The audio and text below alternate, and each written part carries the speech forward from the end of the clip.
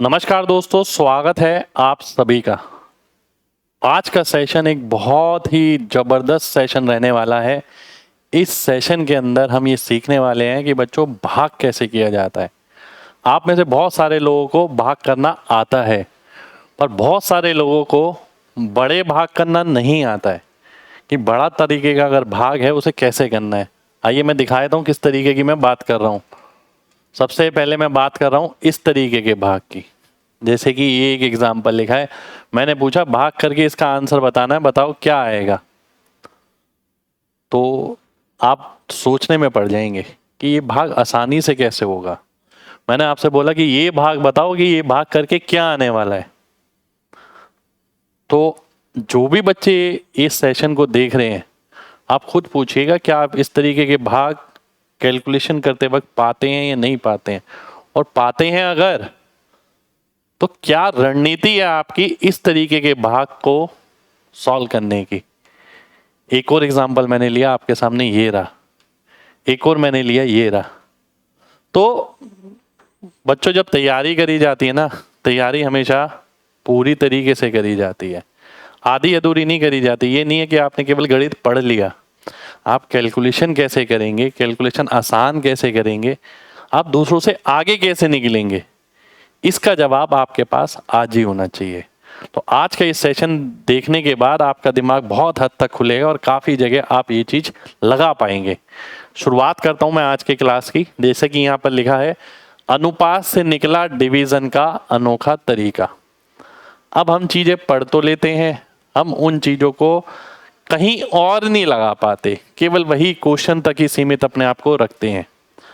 आज जो मैं आपको चीज़ सिखाने जा रहा हूँ, आपको ये महसूस होगा ये तो वही चीज़ है जो आपने पढ़ रखी है, पर आपने इस चीज़ को ऐसे कभी नहीं सोचा था। तो आइए शुरुआत करते हैं। देखिए, मान लेते हैं किसी भी नंबर को अगर मेरे को भाग करना है किसी से, सबसे आसानी से इजीएस्ट तरीका कब हो सकता है? सबसे आसान जब नीचे एक अंक आओ, एक अंक हो, यानी केवल एक ही अंक हो। किसी भी बड़े नंबर को 7 से भाग करना है, 8 से, 2 से, 4 से, 5 से, इस तरीके के भाग करना आसान होते हैं। पर जब नंबर बढ़ जाता है तो भाग करना अपने आप में मुश्किल काम हो जाता है। ठीक है, तो किसी भी नंबर को अगर नंबर ऊपर लिखा है, मान लेते हैं 1 2 3 4 5 6, अगर मेरे को 7 से काटना है या 5 से काटना है या फिर 2 से काटना है तो मैं भाग कर सकता हूँ आसानी से। पर जब मेरे को 23 से काटना है, 25 से काटना है, 257 से काटना है, तो भाग करना बहुत ज़्यादा मुश्किल हो जाता है। ठीक है, तो आज की क्लास में हम प्रयास करेंगे एक छोटा सा कि आपके काफ़ी हद तक भाग की जो कैलकुलेशन है वो ख़त्म ही हो जाए। काफ़ी हद तक, 100% नहीं तो काफ़ी हद तक हम कोशिश करने वाले हैं। इसे करने से पहले मैं आप सभी लोगों से ये कहूँगा कि पहले ना इस कॉन्सेप्ट को समझना। कोई ट्रिक नहीं है, कोई ऐसी फर्जी ट्रिक नहीं है कि 5 सेकंड की ट्रिक आप याद कर लो या एक छोटी सी वीडियो शॉर्ट्स में मैं बना के डाल सकता था, परंतु उससे आपका कॉन्सेप्ट क्लियर नहीं होता। तो मैंने कोशिश करी है एक बढ़िया सी क्लास लेने की आपके लिए, एक बढ़िया सा पूरा डिटेल एक्सप्लेनेशन के साथ, कि आपको इसकी गहराई बताई जाए, आपको बताया जाए ये पैदा कहाँ से हुआ है। ठीक है, तो शुरुआत करते हैं आज की क्लास की। जहां डिवाइड करना मुश्किल होता है वहां काम आता है ये मेथड, जहां पर आप डिवाइड मुश्किल से कर पाते हैं। ठीक है, जैसे एग्जांपल मैंने लिए थे, बात समझना। आपके सामने एक चीज लिखी हुई है ये, ठीक है, x बटा वाई यदि m बटा 1 है तो हम ये बोलते हैं इसको ऐड कर दो, इसको भी ऐड कर दो, ये बराबर हो जाता है। इसे अगर घटा दोगे, इसे भी घटा दोगे, ये बराबर हो जाता है इसके। आप में से सब बच्चों ने ये पढ़ा होगा। अगर आपने कहीं भी कोचिंग करी है, अनुपात के चैप्टर में आपको ये पढ़ाया जाता है कि भैया x बटा वाई यदि m बटा 1 है तो x प्लस m और y प्लस 1 का अनुपात भी वही होगा जो इसका अनुपात है, और अगर माइनस कर दोगे तो माइनस वाले का अनुपात भी वही होगा जो इसका अनुपात है। ऐसा आप लोगों से बोला जाता है। ठीक है, ध्यान से देखिएगा, बहुत ध्यान से।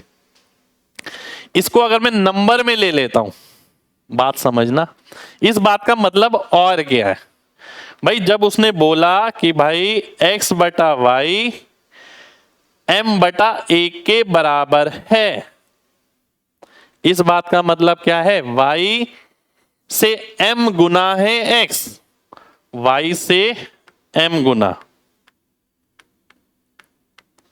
x है, क्योंकि ये m गुना है ना, ठीक है। अब अगर आप इसमें कोई ऐसी चीज ऐड कर दें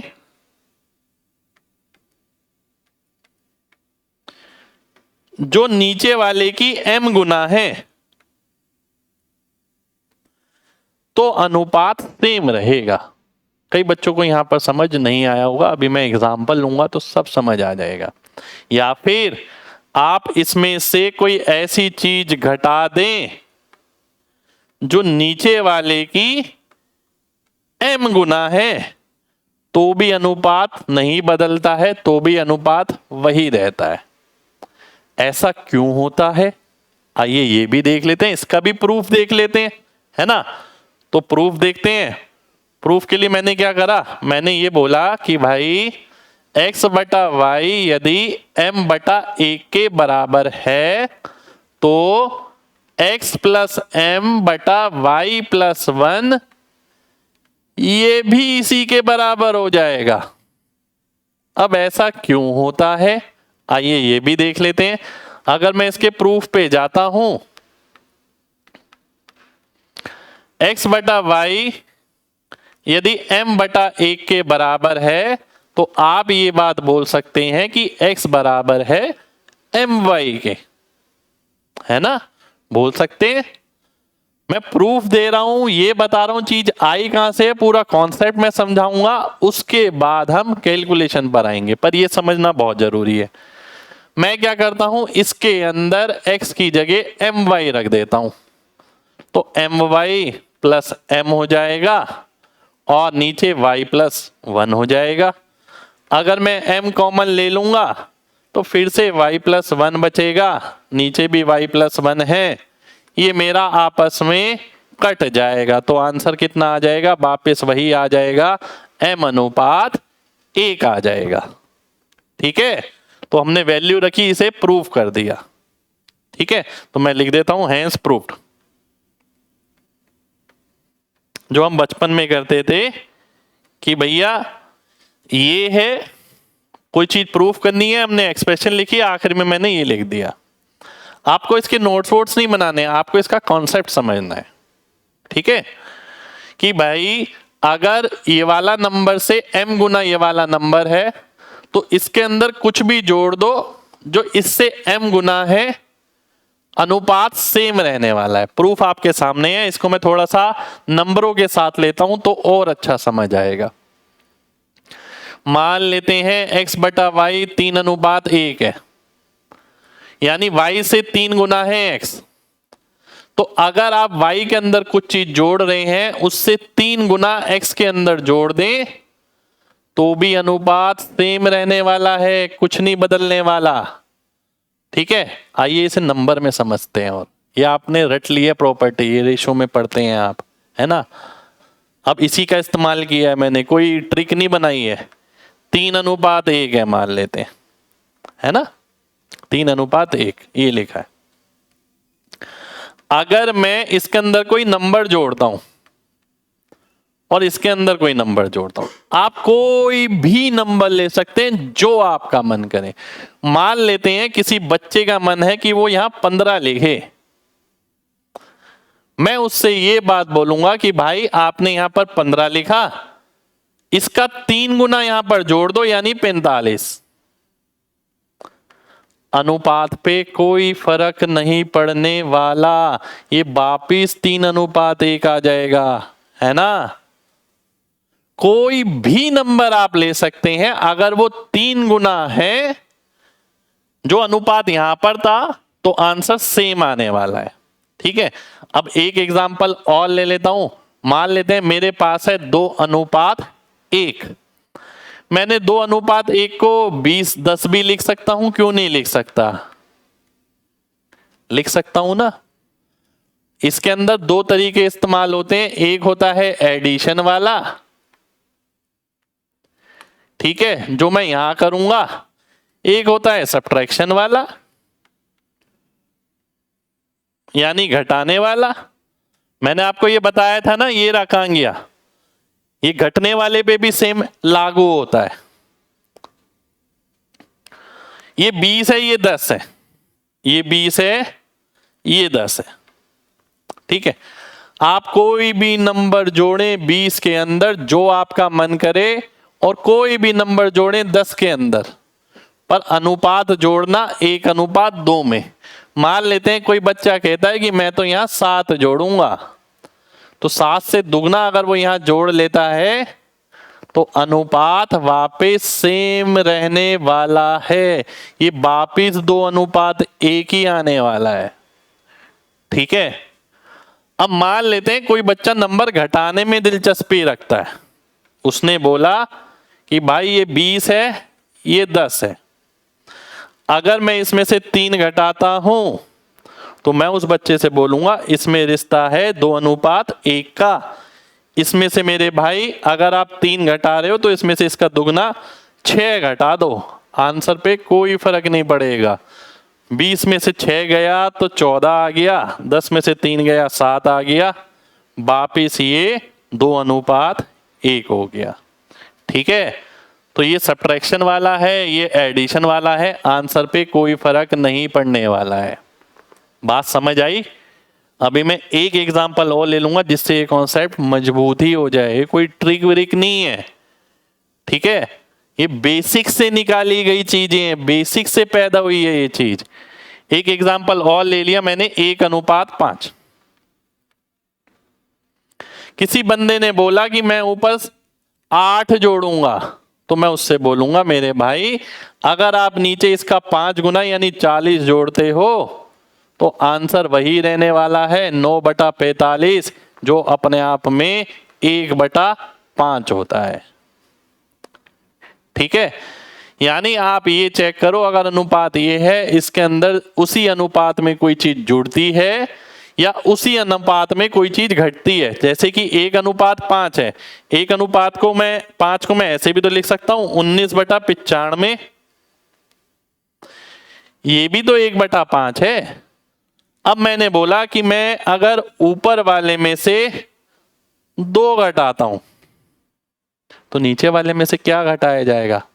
5 गुना, क्योंकि ये 5 गुना है, तो 10 घटाऊंगा तो आंसर सेम रहेगा, ये 17 हो गया, ये 85 हो गया, यानी वापिस ये 1:5 आ गया, ठीक है। इतनी आगे तक पहुंचने के बाद मेरा मानना ये है, आपको ये बात समझ आ जानी चाहिए कि डिवीजन का एक मेथड पढ़ने वाले हैं। अभी हमने ये नहीं देखा कि डिवीजन आएगा कैसे, छोटा कैसे होगा। अभी तक हमने ये पढ़ा कि भैया जो अनुपात में नंबर होते हैं, मैं लिख देता हूं इस बात को, मैं इस बात को लिखता हूं, जिस अनुपात में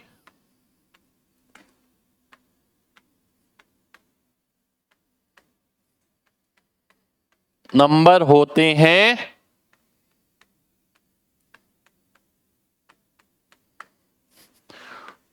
उसी अनुपात में यानी रेशो में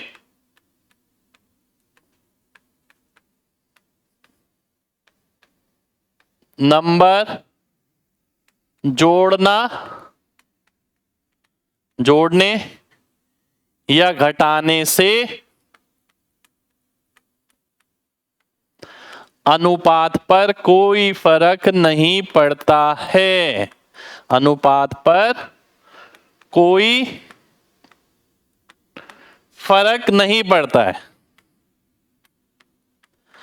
कोई फर्क नहीं पड़ता है मतलब क्या है?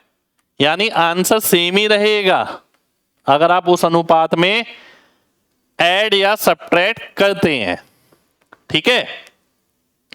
अब मैं एक एग्जांपल लेता हूं आपके सामने, ध्यान से देखना। ये क्या लिखा है?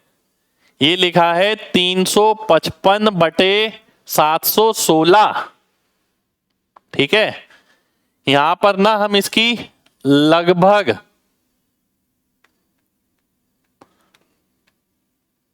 वैल्यू निकालेंगे।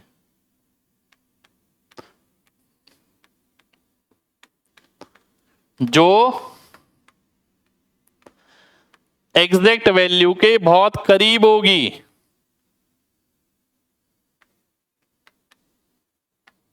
बहुत करीब होगी। ठीक है, बात को समझना। यहां मैं दो तरीके अपना सकता हूं, बात को समझना। एक एडिशन वाला, यानी जोड़ने वाला। देखिए, या तो मैं इसे 800 बना सकता हूं, बात को समझना। या तो मैं इसे 800 बना सकता हूं या मैं इसे 700 बना सकता हूं। दोनों ही केस में आंसर आ जाएगा। ठीक है, वैसे भाग करना आसान है क्या? वैसे भाग करने में पसीने छूटने वाले हैं और पेपर छूटने वाला है। अब ध्यान से बात को समझना। पहले मैं आपसे बोलूंगा इसका अनुपात देखो। अनुपात देखने के लिए आप ये दो संख्या ले सकते हैं लगभग। इससे आपको पता लग रहा होगा कि भाई ये 35 है, ये 70 है, तो 1:2 नजर आ रहा है लगभग। ठीक है, 35 और 70 से 1:2 नजर आ रहा है लगभग। इतना ही देखना है, एग्जैक्ट नहीं देखना। अनुपात लगभग कितना आ रहा है, बहुत करीब पहुंच जाएंगे हम। ध्यान से देखिएगा। अब मैंने क्या करा कि भाई 355 है, 716 है। ठीक है, इसकी वैल्यू किसके बराबर होगी? 355 में कोई चीज जोड़ूंगा मैं और 716 में कोई चीज जोड़ूंगा। पर वो होनी कैसी चाहिए? अगर ये x है तो ये 2x होनी चाहिए, है ना भाई? अगर ये x है तो ये 2x होनी चाहिए, क्योंकि 1:2 में जुड़नी चाहिए, तभी ये अनुपात बराबर होगा, तभी ये वैल्यू इस वैल्यू के बराबर आएगी। है ना भाई? यही तो बात है, यही पढ़ाया अभी तक मैंने आपको। अब इसके अंदर कोई चीज जोड़नी है, बात समझिएगा। मैं क्या करूंगा, 355 ये है, मेरे को इसे 800 बनाना है। मेरे को ऐसे नंबर के करीब जाना है जहां मेरे एक अंक बचे बस। 800 का मतलब है 8 से भाग करना। 100 से तो आप दशमलव लगा के सॉल्व कर लेते हैं। तो मैंने क्या करा, 716 प्लस 84, और यहां अगर 84 जोड़ूंगा तो यहां कितना जोड़ना पड़ेगा? 84 का आधा, यानी 42 जोड़ना पड़ेगा मेरे को यहां पर। ठीक है, तो ऊपर क्या आ जाएगा? ऊपर आ जाएगा 397 और नीचे क्या आ जाएगा? 800 हो जाएगा। अब आप खुद सोचिए कि भाई ये वाली कैलकुलेशन करनी आसान है क्या ये वाली कैलकुलेशन करनी आसान है? आपको खुद जवाब मिल जाएगा।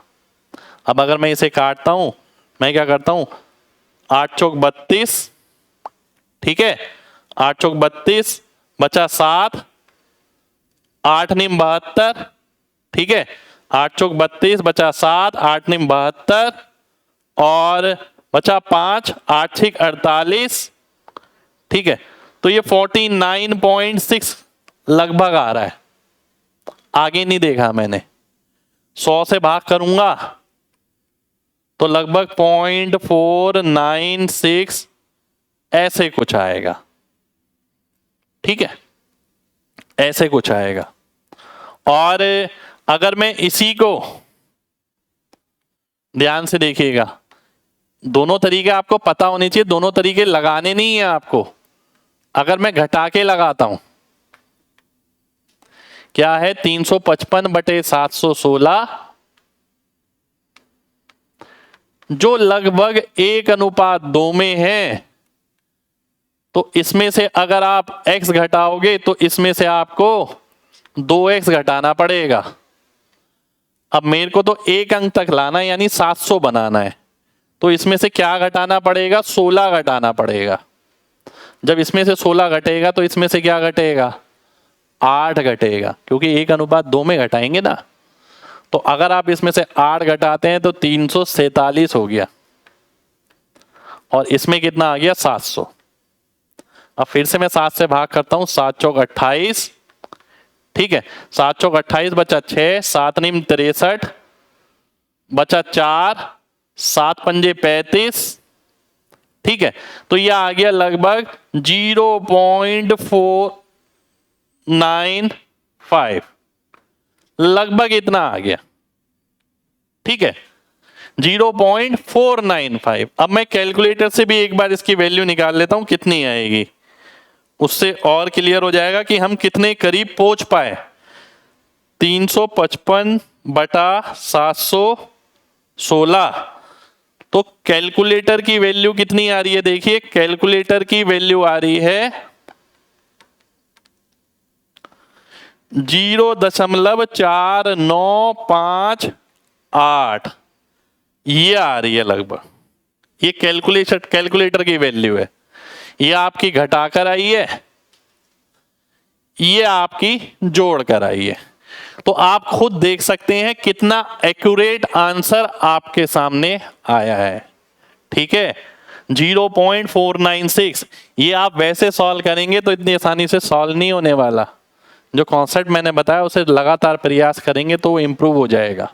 एक एग्जांपल और लेता हूं, जैसे कि मान लेते हैं ये है मेरे सामने, ये 4 ऑप्शन है। इतना आसान तो कैलकुलेशन नहीं है, और ऐसी मुश्किल कैलकुलेशन पे कोई बात भी नहीं करना चाहता, सबसे बड़ी बात तो ये है, ठीक है। तो पेपर में तो मिल जाती है लेकिन हमें, पर कौन कराएगा, इसलिए मैंने ये इनिशिएटिव लिया है कैलकुलेशन का। पिछले 1 साल 1.5 साल से मैं लगातार कैलकुलेशन पे बहुत ज्यादा काम कर रहा हूँ और लगातार आपको सिखा रहा हूँ। अब देखिए यहाँ मैं क्या करना चाहूंगा, यहाँ पर मैं ये करना चाहूंगा, इसे 1 अंक बनाना है। पहले तो आप ये देखिए कि अगर आप यहां से एक संख्या हटाते हैं, यहां से एक संख्या हटाते हैं, ये क्या बचा 63, ये क्या बचा 312, तो अनुपात क्या नजर आ रहा है, लगभग 63 से 312 लगभग 5 गुना, 1:5 नजर आ रहा है, इसका 5 गुना नजर आ रहा है लगभग ये, ठीक है।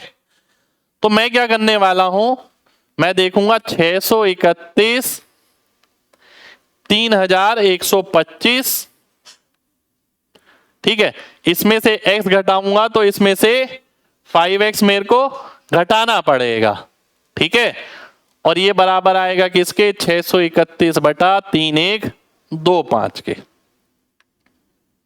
ठीक है। अब मैं 5x क्या घटाना पसंद करूंगा, मैं इसमें से 125 घटाना पसंद करूंगा क्योंकि मुझे एक ही नंबर चाहिए। तो मैं बोलूंगा 631/3125 माइनस 125, यहां से क्या घटाऊंगा। अब देखो जब 5 की वैल्यू 125 है तो 1 की कितनी आएगी 25 आ जाएगी, तो ऊपर वाले में से आपको 25 घटाना पड़ेगा, ठीक है। तो ये कितना हो जाएगा, ऊपर हो जाएगा 606, नीचे आ जाएगा 3000, ठीक है। अब देखिए कैलकुलेशन कितना आसान है, 606 को 3 से भाग करोगे तो 202 आ जाएगा बटे 1000, तो मैं इसे लिख दूंगा 0.2020, ये मेरा आंसर आ गया। अगर मैं कैलकुलेटर से इसे सॉल्व करता हूं, देखिए वैल्यू कितनी क्लोज है यहां पर, ठीक है। अगर मैं कैलकुलेटर से एक वैल्यू ले लेता हूं, वेट करिए, 631 डिवाइड बाय 3125, तो ये आंसर आ रहा है। कैलकुलेटर की वैल्यू क्या आ रही है, देखिए कैलकुलेटर की वैल्यू आ रही है 0.2019, ठीक है, ये आ रही है कैलकुलेटर की वैल्यू आपके सामने। आप ये देखिए मेथड से कितने करीब पहुंच गए हैं आप इस वैल्यू के, बिल्कुल एग्जैक्ट कैलकुलेशन आ रही है, लगभग जैसी हमें चाहिए होती है एग्जाम के अंदर, ठीक है। तो बहुत करीब ये कैलकुलेशन हो जाएगी, आपको केवल कॉन्सेप्ट ध्यान रखना है और कुछ नहीं करना है। एक एग्जांपल मैं और लेने वाला हूं आपके लिए, यहां पर ध्यान से देखिएगा। एक एग्जांपल और लिया मैंने यहां पर, ये अब मैं आखिरी संख्या हटा देता हूं, इन दोनों का अनुपात कुछ नजर आ रहा है आपको। अब जरूरी नहीं है एक अनुपात में ही हो हमेशा, अगर मैं देखता हूं 48 और 72 यानी 2:3 हो गया लगभग। अब यहां पर ये 2:3 में जोड़े जाएगा, जो भी जोड़ा जाएगा। तो मैं क्या करूंगा, 483/728, ये बार बार मैं आप ही के लिए लिख रहा हूं, आपको समझाने के लिए इतना लिखा जा रहा है, करना इतना ज्यादा नहीं है आपको, कि आप वो रेशो के कॉन्सेप्ट के साथ कनेक्ट कर पाए कि भैया यहाँ पर 2x जुड़ेगा और यहाँ पर 3x जुड़ेगा, तब जाके ये वाला मान लगभग इसके बराबर आने वाला है। अब 28 में क्या जोड़ोगे, मेरे को 800 बनाना ही है, तब ये आसान होगा। 800 का मतलब है 2/3 यानी 3 की वैल्यू अगर 72 हो गई, 72 जोड़ना पड़ेगा। तो 2 की वैल्यू कितनी आएगी, ये 24 गुना हो गया इसका, तो इसका 24 गुना हो गया 48, तो ऊपर 48 जोड़ना पड़ेगा। ठीक है, अब जब मैं ऊपर 48 जोड़ता हूं, 483 और 48, ये हो गया आपका 531, और नीचे आ गया 800। देखो कितना आसान हो गया, नीचे 800 आ गया।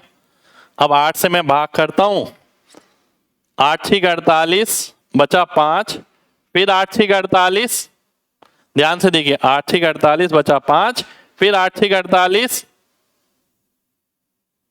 बचा 3, 8×3 24, तो ये लगभग आपकी वैल्यू आ रही है कितनी, ये आ रही है ये बटा 100 यानी 0.663, ये आ रही है डी ऑप्शन।